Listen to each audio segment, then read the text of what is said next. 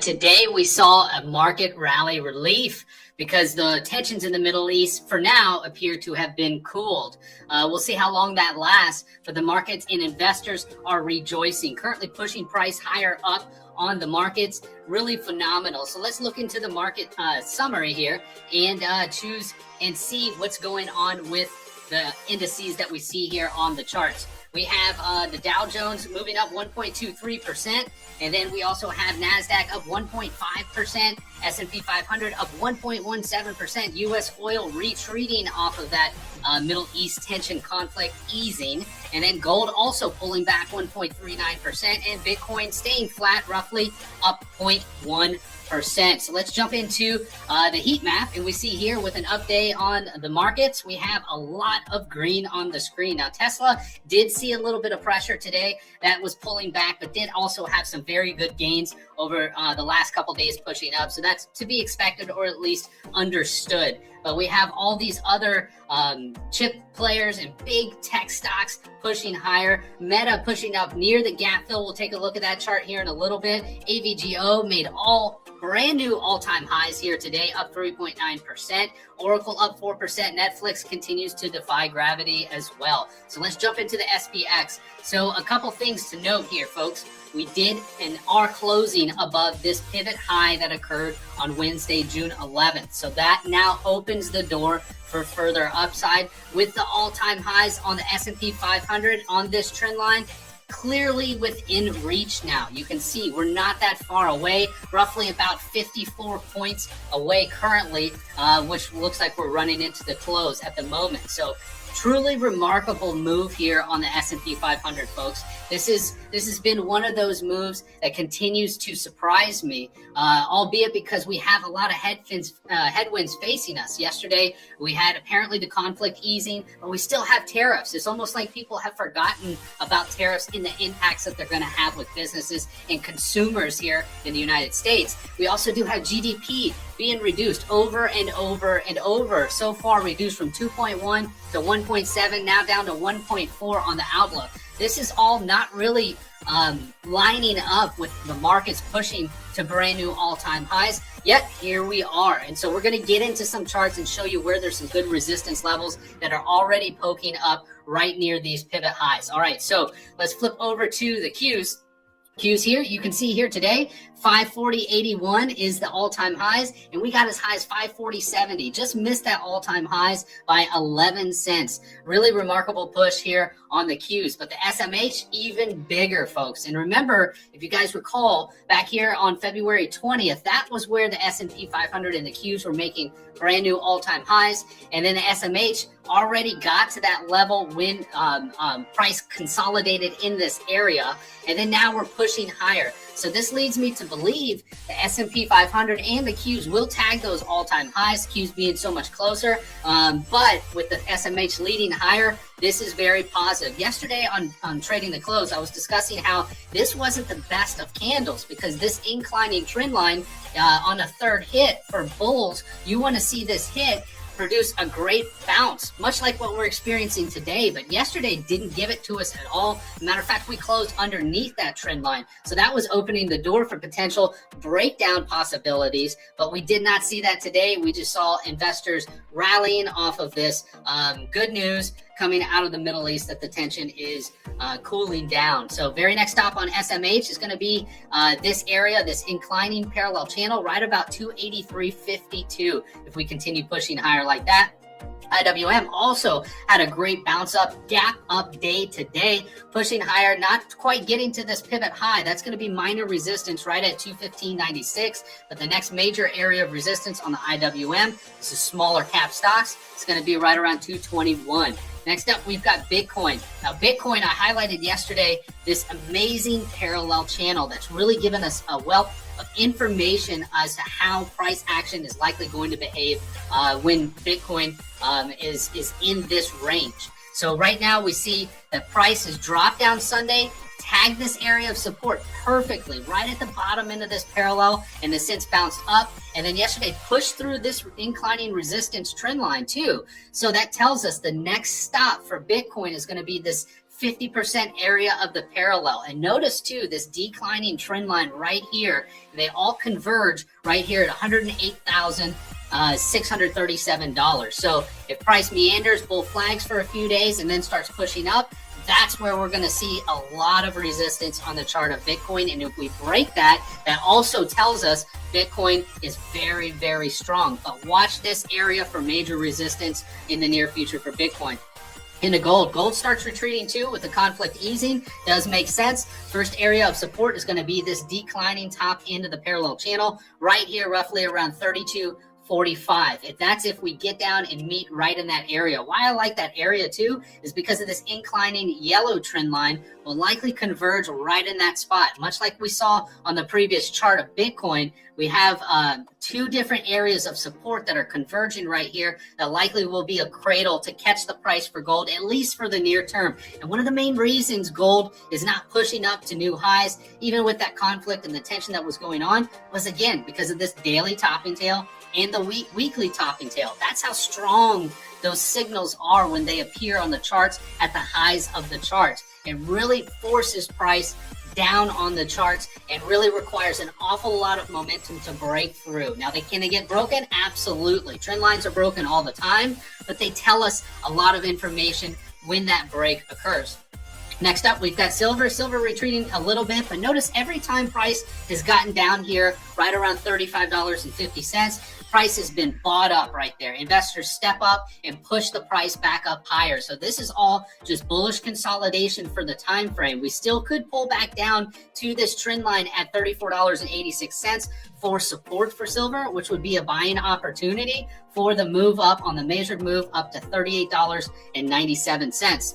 In the U.S. oil, look at this collapse in U.S. oil over the last couple days. Well, right here yesterday, I was talking about this yesterday afternoon during trading the close, seeing this mammoth drop on oil, and this was before any news was released on a potential ceasefire. I was saying, guys, the charts right here are telling me this conflict is over. And plus, the Strait of Hormuz is likely not going to be blocked because that has a lot of oil flow over into China. So that chart, reading the charts can help you predict what's about to happen. Now, likely scenario is a lot of people caught wind of this development and people started selling oil. But clearly right here on the screen, you can see oil just dropped down tremendously, caught a little bit of support here in this area, 66.48. But now today, we just went straight through that support area, caught support at the next area at 63.86. So if oil continues selling off, notice how we're stair-stepping down into each one of these support areas. The very next support area will be this declining trend line right here at $62.61. Followed by the previous neckline of this inverse head and shoulders pattern, which is slightly lower, right around $61.56. And it all depends on the timing of when price gets in there, as both of these lines are declining on the chart.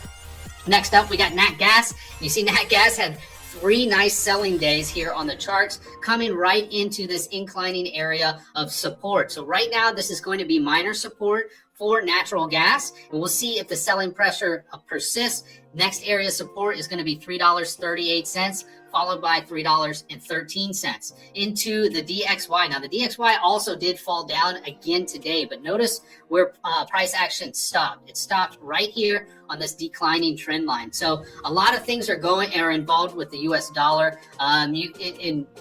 Temporarily, you can say when the dollar goes down, the markets like to go up. But that's only true for a certain period of time. If we have a big fall on the dollar like we've seen this year, all of 25 has basically been down on the charts. That will enable our dollar to not go as far, right? So we won't be able to buy foreign goods as well as we could when the dollar is all the way up here, getting us better buying power here in the United States. So with the reduced dollar, that could actually cause inflation on products that are imported. Tag on tariffs, and now that's a recipe for much higher costs and lower demand for certain products being shipped in from out of the country. We'll watch to see if this declining trend line is broken. If that is the case, next support area is going to be down here at $94.93, sub $95 there on the DXY.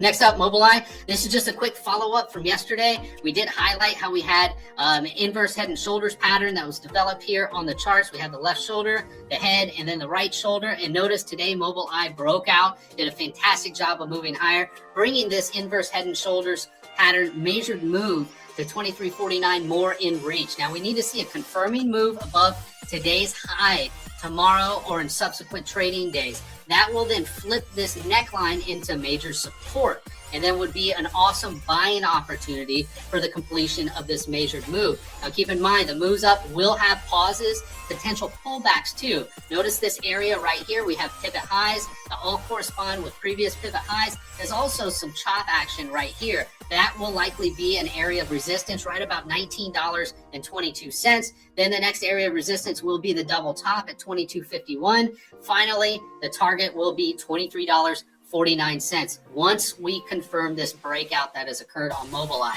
Into Coinbase. This is one of the leaders in the S&P 500 today, folks. You can see here we've had a monumental move up the last 4 trading days. We were down here at 253.09, now currently trading 344.75. Incredible move on Coinbase. If I scroll back out on the chart, though, you can see we're starting to hit some long-term resistance trend lines on the chart. This pivot high from back in 2021 strung out through the pivot high that had occurred in December of 24. And then you can see right now today, price action ran right into that trend line and has had some problems getting through it, at least for the time being.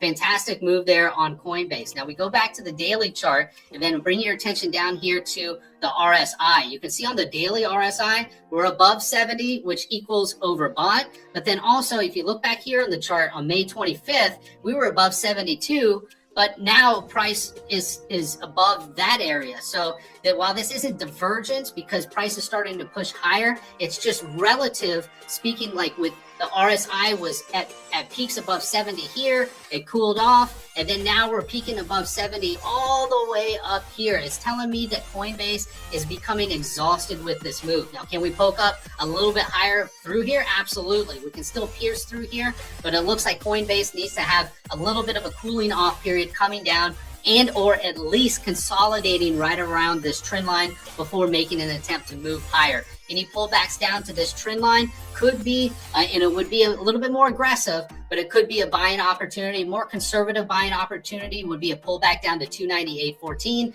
and this trend line for reference is at 323.78.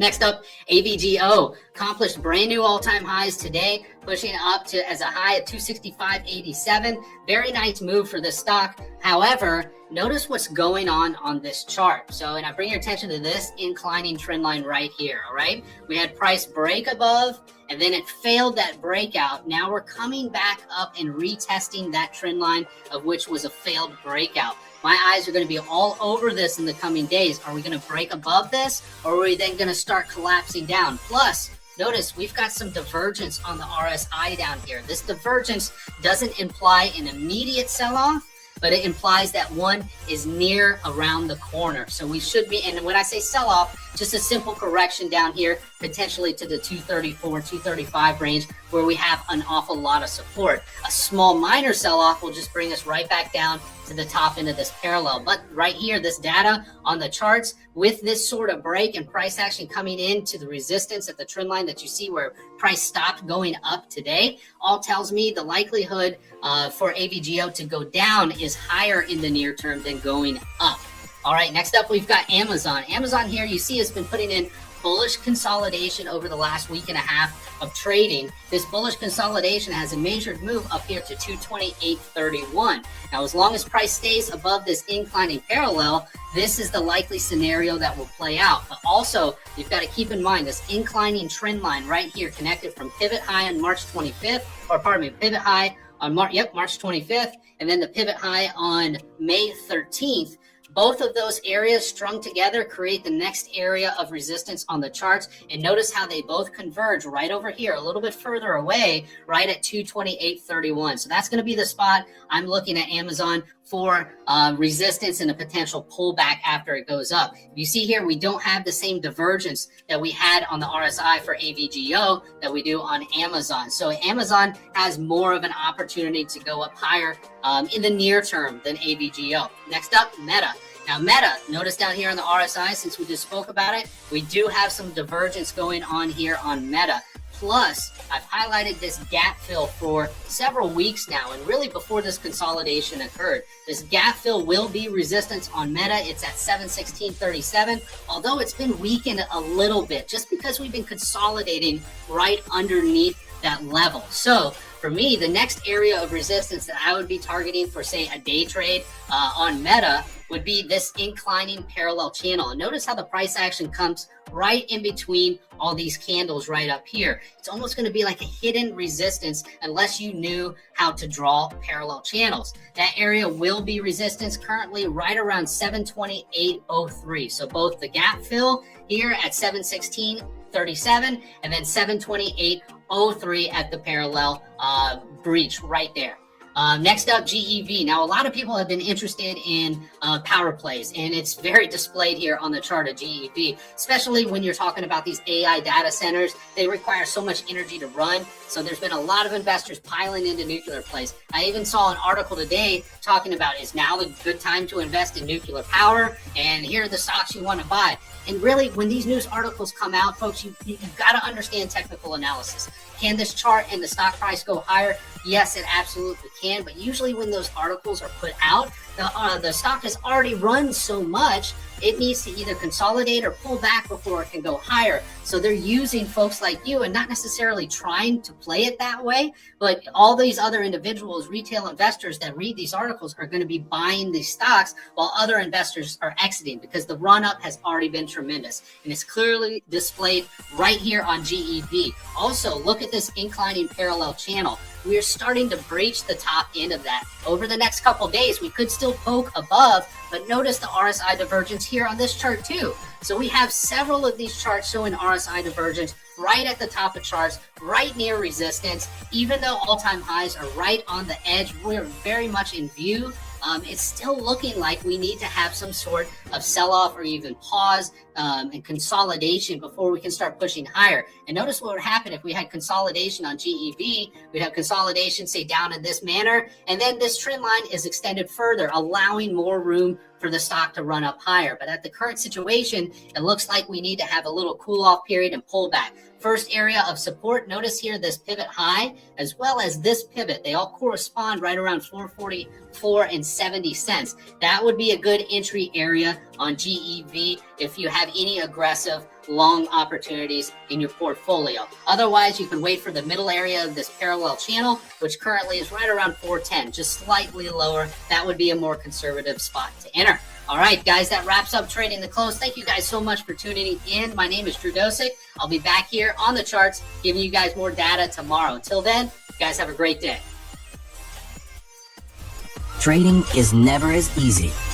But who say you can't have fun? In every minute you lend, the more you will enjoy. As you grow up in this industry, you will find yourself and surround yourself with people who will help you to grow up as trader. It's hard in the first place, but I am sure you will be successful. As a trader, always remember trend is your friend.